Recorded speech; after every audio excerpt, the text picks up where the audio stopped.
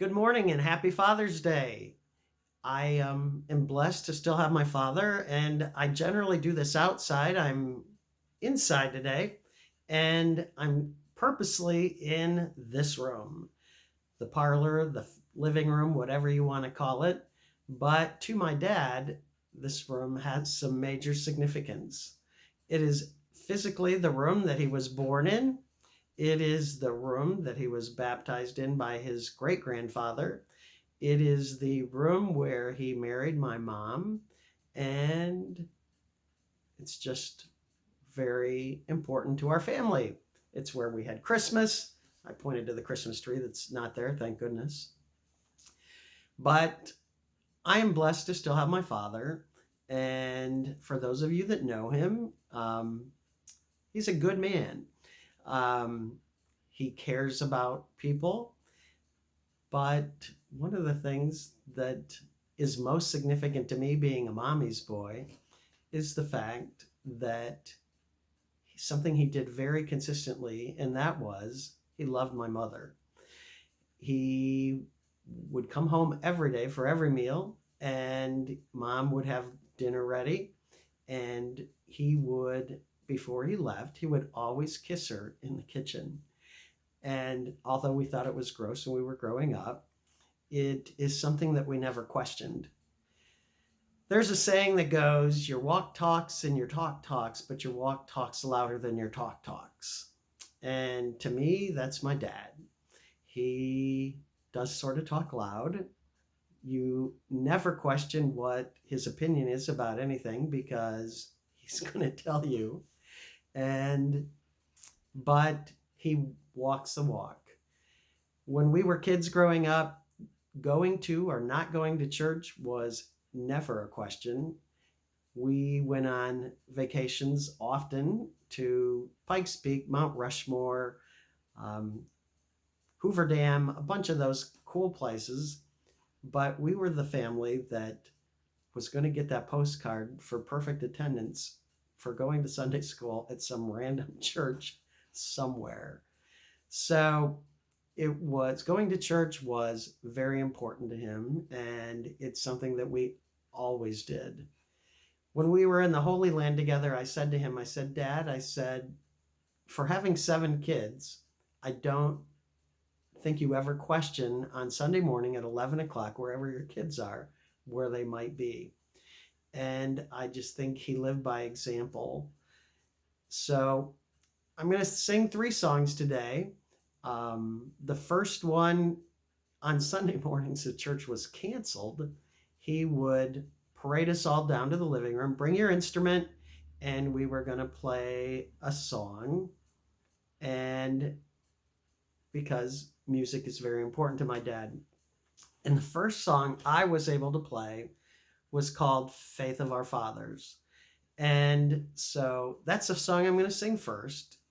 And it goes, Faith of our fathers living still, in spite of dungeon, fire, and sword. Oh, how our hearts beat high with joy whene'er we hear that glorious word.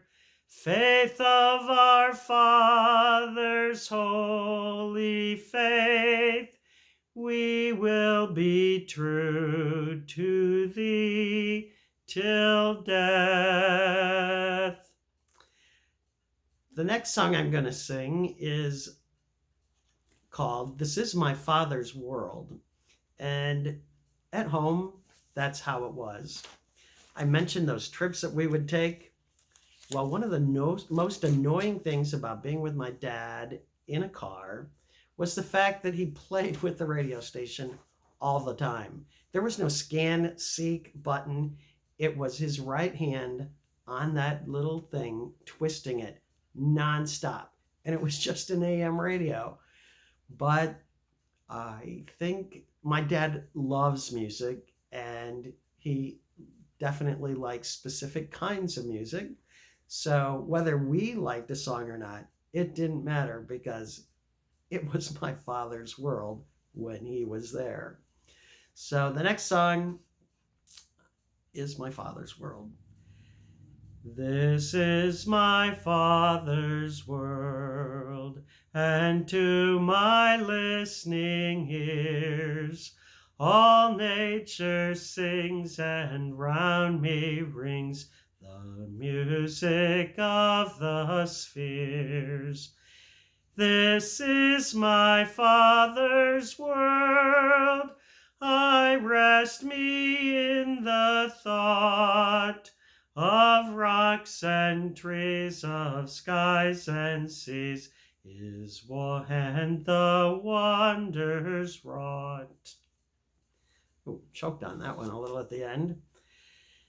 But the last song I'm going to sing really isn't a Father's Day song, but it is a song to me that speaks of how God is with us.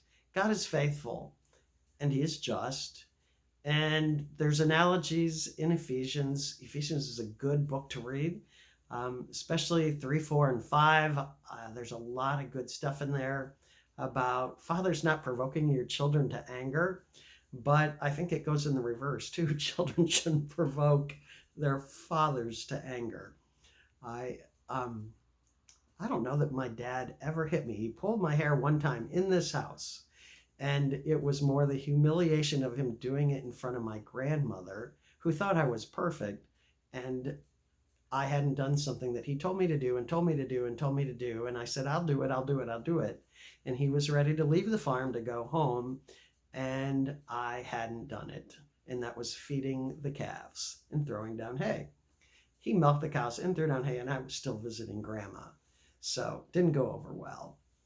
But the faithfulness of my father to his family, to my mother, to my brothers and sisters, his grandchildren, his great-grandchildren, and his great-great-grandchildren, going out, visiting people, just a good example of how we should all live. Great is thy faithfulness, O God, my Father.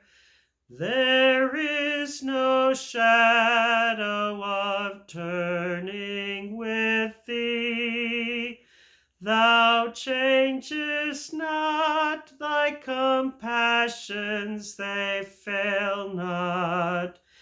As thou hast been, thou forever will be. Great is thy faithfulness. Great is thy faithfulness. Morning by morning, new mercies I see. All I have needed, thy hand hath provided. Great is thy faithfulness, Lord, unto thee. So that's it this Sunday morning on Father's Day. I do want to conclude with the words to a song. I'm not going to attempt to sing it. And it's Amy Grant's song. It's from the 80s, but it's speaking of it's a girl generally singing it, speaking of her mother's image of her. And she said she may not be the dream of her mother, of what her mother wanted her to be. And that's definitely true with me. I think it took my dad into my 30s to go, oh, Mel's pretty, he's going to do something with his life. But the song goes, speaking of her father's eyes that find the good in things when good is not around, eyes that find the source of help when help just can't be found, eyes full of compassion, seeing every pain, knowing what you're going through and feeling it the same, just like my father's eyes. I got my father's eyes. They're blue. They're just like his father's eyes, and although my father and my grandfather were very different, we are very much the same. And just like my great-great-grandfather right there, and that's my Grandpa Melvin right there.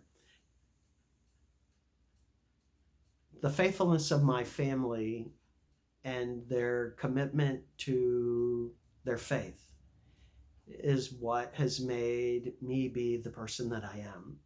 So for that, I'm very thankful. Happy Father's Day to you all. And I hope you get to see your family. And if you don't still have your father, may the memories that you cherish carry you through this day with fondness. Have a good day.